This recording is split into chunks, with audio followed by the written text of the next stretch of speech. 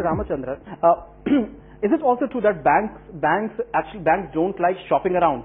Like there are many customers who do many comparisons with banks. They approach one bank, the manager does all the due diligence for him, and then again he approaches another bank, and again the same shopping mentality.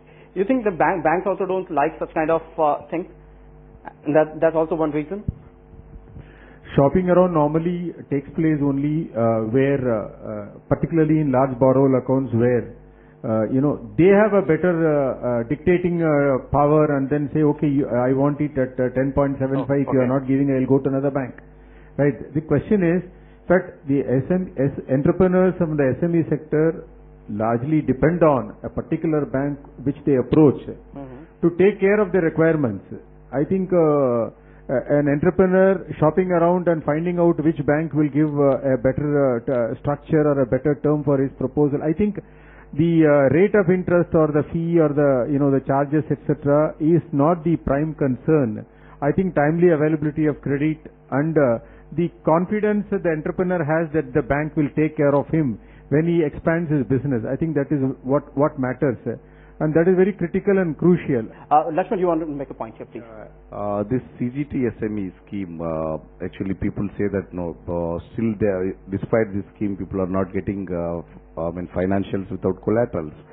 But if you see the statistics that are available, 6 lakh SME entrepreneurs have got the loans under CGT SME without collaterals. How many of them? Lakshman, as you just mentioned, can you please, if I remember correctly, when this scheme was launched, the very sole purpose of this scheme was to support the new entrepreneurs. That means first generation entrepreneurs. How many out of 6 lakh were the first generation entrepreneurs? Do you have that figure? I think probably we need to take out those figures. But most important thing I would... Not even 10%. That's the idea of the situation. Let me explain you. See, what is very important in this is there is a concept called group lending. SME clusters are there across the country. Let us say Faridabad has engineering cluster, Chennai has auto cluster, let us say Pune has again automobile cluster. So wherever there are clusters are there, the associations are generally scrutinizing the proposals and recommending to the banks, and generally banks have been giving these loans without collateral. Okay. So it's a very important that the industry associations, cluster associations, the chambers of commerce, okay, let's take industry and create we have two people financial from ecosystem where the banks can provide finance without collateral. We have two people from two various industries. We have Mr. Ravi Vasudevan from Delhi and Mr. Raghavan from Sikki. Mr. Raghavan, what just Lakshman mentioned, you think that chambers and association also have a big role to play? Yeah, certainly with this new environment, the role of the chambers and the industry association or particularly product-based associations have a big role to do. And yes, what Mr. Lakshman has said correctly, where the group funding, which can be consolidated, and the chamber can facilitate the banks also to a greater extent, because banks each and every time they can't go into the details of that one, where they can facilitate, and the role of the chambers as the associations have a very big role in this one. I fully agree with that one. Okay, Mr. Ravi Vasudevan, you're from IMSME of India and Faridabad Industry Association, also you represent from Delhi. Do you agree with what Mr. Bansal said, that the scheme is available and many entrepreneurs will benefit? I think if we go back few decades before, there's a lot of difference between that banking and today banking. Earlier, the banking was a banking of the seller market. But today, I think the banker, this market is a buyer market.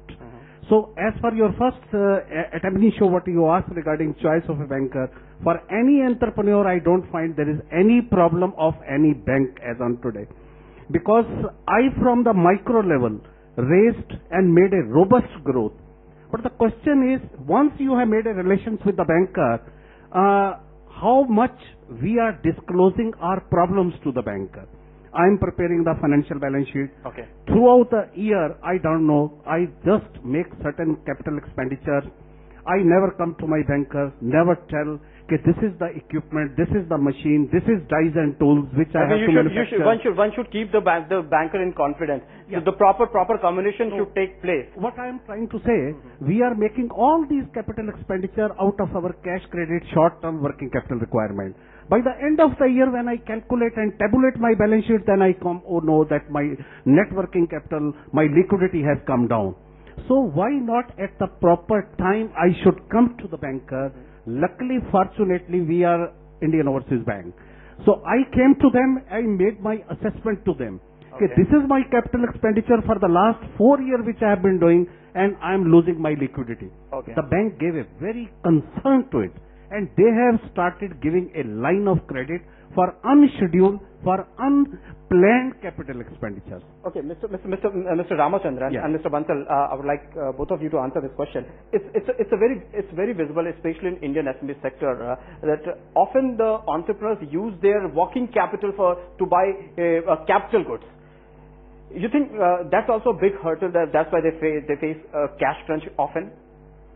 Yeah, I agree with Mr. Raviji. In fact, he has brought a very valuable point in this discussion today.